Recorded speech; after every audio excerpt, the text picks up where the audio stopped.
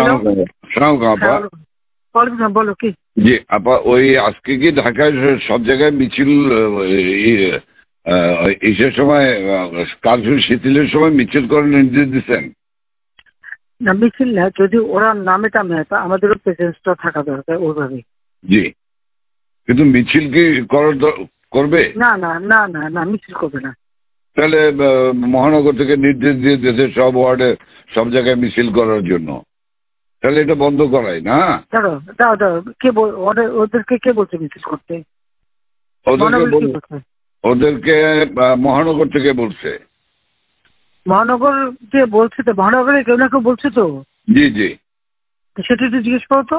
জি, আমি জিজ্ঞাসা করছি, আমাকে মোহাম্মদপুর থেকে ফোন করলো, মোহাম্মদপুর আদাবর থেকে, যে আমাদের মিছিল অর্ডার করেছে। উত্তর থেকে কাদের ভোলার কাদের ফোন করছে। ভোলার কাদের তো একটা মিথ্যা কথা, ওর কথা করে না তো, ও খালি জি আপা, জি আপা, ওটাই তাই না, ও সবসময় কিন্তু মিথ্যা কথা নাই। আপা তাহলে আমি একটু খবর নিয়ে আমি মির্জা আলমকে জিজ্ঞাসা করি। হ্যাঁ, মির্জা কে বলছে কি, যদি ইন্টেলিজেন্স বা এদের থেকে বলা হয় করতে পারে যে আমাদের প্রেজেন্সটা থাকলে তখন ওরা নামতে সাহস পাবে না, এটা সাপোর্ট হবে।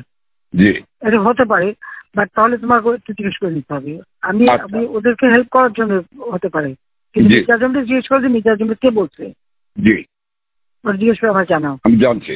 আর আপা ওই যে তালিকাটা তৈরি করতে বলছেন, একটা তালিকা তৈরি করছি, তা আমি রেডি হয়ে গেছে। আমি আপনাকে আজকে হ্যান্ড ওভার করবো, আপনি পিএমও থেকে ফেরার সময়, বুঝলে? হ্যাঁ ঠিক আছে। আর আপা একটা বিষয় একটু বলি, আমু ভাই 14 দলের মিটিং ডাকছে তার বাসায়, তো আমি যাব, আমাকে যেতে বলছে।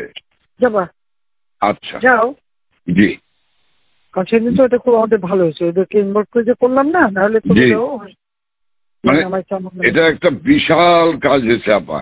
এবং তাদেরকে ওই সময়টাই কারফিউর কথা সিদ্ধান্ত নেওয়ায় ব্যাপারটা খুব ওভারঅল হয়ে গেছে, খুব ঐতিহাসিক ভালো কাজ হয়েছে। ওই তাদের গিয়ে একটা মেসেজ দিচ্ছে সবাইকে যে যা কিছু আছে সব তো বঙ্গবন্ধুর কথা এখন নকল করে। জি জি, সবাই জি, মানে আন্দোলন চালায় যাও, 2 দিন কন্টিনিউ করতে পারলে আর এই গভর্নমেন্ট থাকবে না। জি, হ্যাঁ, তো এটা সে সবাইকে বলছি। এখন তো তোমার আমি একটা কথা বলি, তোমার এই যে বিহারি, তুমি আমাকে যেটা বলবো সত্যি কথা বলবো। তোমার ওই মোহাম্মদপুরে যে বিহারি পড়ছিল, ওদের ভূমিকাটা কি? ওদের ভূমিকা ভালো আপা, শুধু এখানে সেন্টু কমিশনার আছে একটা, এই যে কালপিট জাতীয় পার্টির, হ্যাঁ, ও একটা কালপিট, ওর সঙ্গে কয়েকটা ছেলে আছে জাতীয় পার্টির সঙ্গে, ও তো ওই এলাকার কাউন্সিলর, ওর কাছ থেকে বেনিফিট নেয়। এই ছেলে, এই গুটি কয়েক ছেলে, ধরেন 15-20টা ছেলে, তারা সব আমাদের আজকে তাহলে ওরা পিক আপ করতে হবে। সেন্টু হলো সমস্ত রুট, মানে রুট অফ অল ইভিল। তাহলে ওটাকে ধরাবো, ওটাকে ধরবে। আর এছাড়া আমার মোহাম্মদপুরের সব ঠিক আছে, শুধু পল্লবীটা ডিস্টার্ব। আজকে ওরা সব ক্যাম্পে নিয়ে পল্লবী সব নিয়ে মিটিং করতেছে। ওই নাসিম আলীর ছেলে হারুন, ও চলে আসছে রংপুর থেকে, ও মিটিং করতেছে আজকে, আইসা ও স্টেটমেন্ট করবে একটা। আমি বলছি তোমরা স্টেটমেন্ট করো, ঠিক আছে, ওরা আজকে স্টেটমেন্ট করবে আপা। কিন্তু সেন্টুরে ধরলে তো আবার জাতীয় পার্টি চাপবে। চুপ করো, জাতীয় পার্টিতে আমাদের কি আসে যায়? আচ্ছা, আমার জাতীয় পার্টিতে আর কত দরকার নেই পার্টির। না না, ওই যে জিন্দালাস, আমি বলি যেটা ডিস্টার্বিং এলিমেন্ট বলো, আমি এবার একটাও থাকবো না, সব সাদা করবো। জি আপা, জি আপা,